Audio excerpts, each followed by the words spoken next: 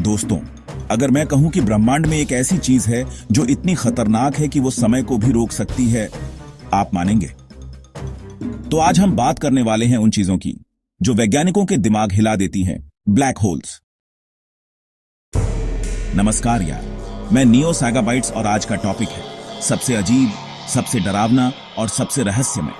आपने कभी सोचा है कि अगर आप किसी ऐसी जगह गिर जाएं जहां से वापस आना नामुमकिन हो, जहां टाइम भी धीमा हो जाए? आज मैं आपको बताने वाला हूं कि ब्लैक होल्स कहां से आते हैं और अगर आप इसमें गिर गए तो क्या होगा। तो दोस्तों, पहले समझते हैं कि ये ब्लैक होल्स बनते कैसे हैं।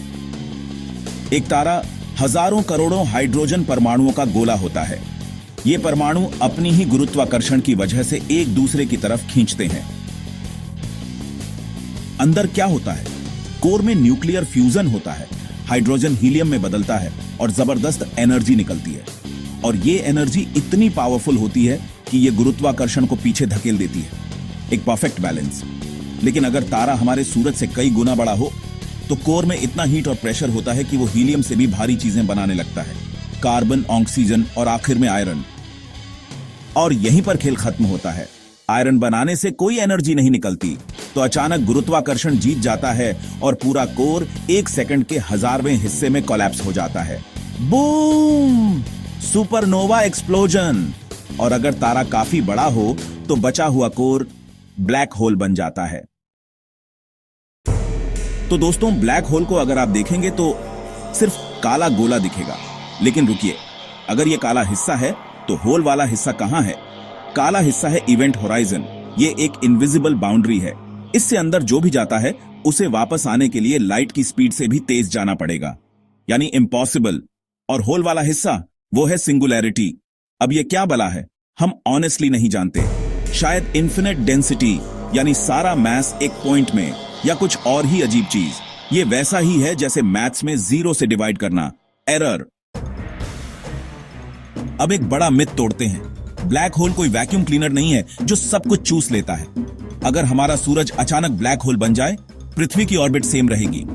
हां, हम फ्रीज होकर मर जाएंगे, ऑब्वियसली। अब आता है सबसे इंटरेस्टिंग पार्ट। बाहर से देखने पर जैसे जैसे आप इवेंट होराइजन के पास पहुंचेंगे, आप स्लो मोशन में दिखेंगे, फिर रेड होते हुए और गायब। आपके लिए आप फास्ट फॉरवर्ड में पूरा यूनिवर्स देखेंगे, फ्यूचर देख सकते हैं। लेकिन इसके बाद क्या होगा? 2 पॉसिबिलिटीज हैं। गुरुत्वाकर्षण इतना स्ट्रांग होगा कि आपके सिर और पैर पर अलग अलग फोर्स लगेगा। आपका बॉडी स्ट्रेच होते होते एक एटम वाइड प्लाज्मा बन जाएगा। इवेंट होराइजन क्रॉस करते ही इंस्टेंट डेथ, एक फायरवॉल से टकराकर। दोनों ऑप्शंस में से कोई भी प्लेजेंट नहीं है।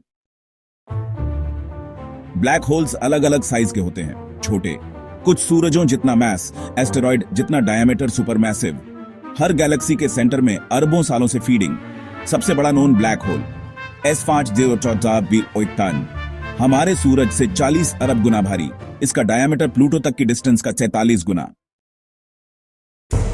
अब एक क्रेजी फैक्ट, ब्लैक होल्स भी मर जाते हैं हॉकिंग रेडिएशन के through. Empty space actually empty नहीं है, वहां वर्चुअल पार्टिकल्स पॉप इन और आउट होते रहते हैं। ब्लैक होल के किनारे पर एक पार्टिकल अंदर जाता है, दूसरा एस्केप हो जाता है, तो ब्लैक होल एनर्जी लूज करता है।